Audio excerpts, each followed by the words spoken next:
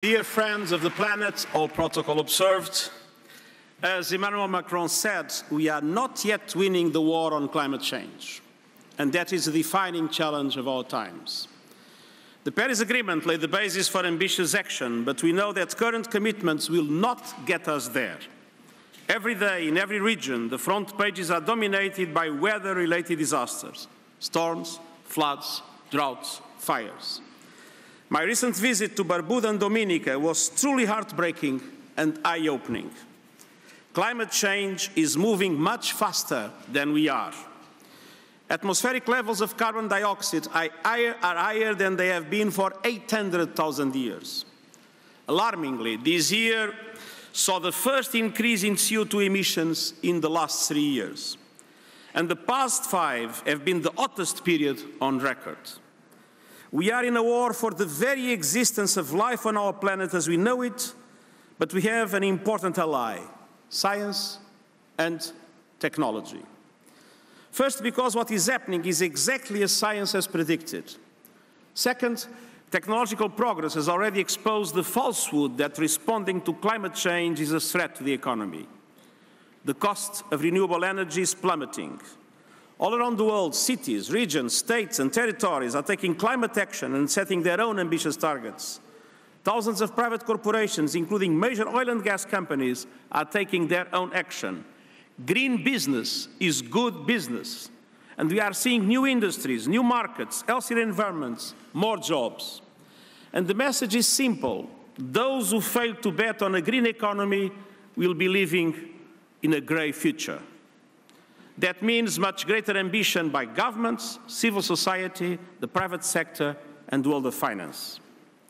Finance could be, should be, and will be the decisive factor, the difference between winning and losing the war.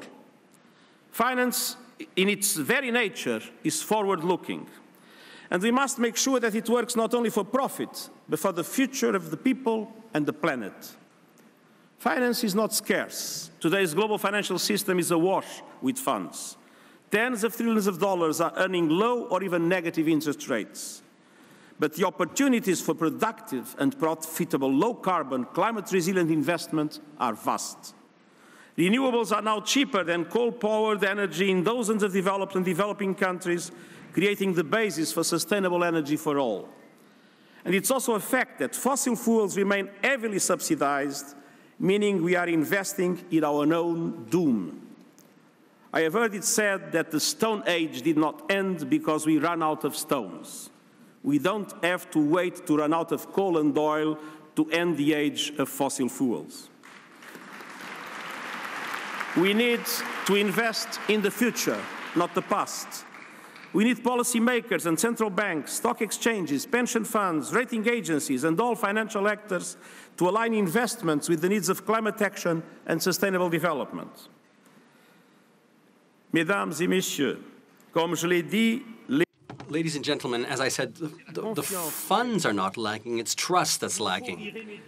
And we have to find solutions for this. This means that, first and foremost, we have to ensure that the rich countries, the wealthy countries of the North, keep their commitments and contribute $100 billion per year until 2020 for developing countries.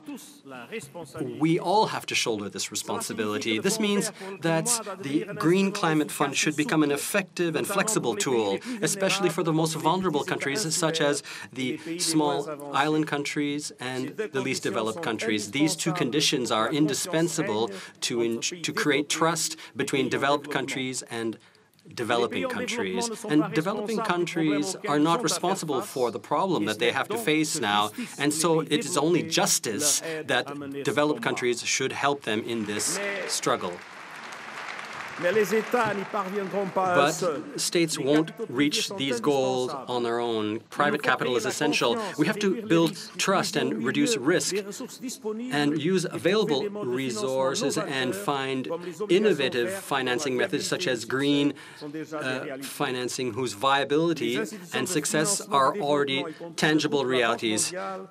Financial organizations such as the World Bank Group, one of this summit's co-organizers, have an essential role to play. way.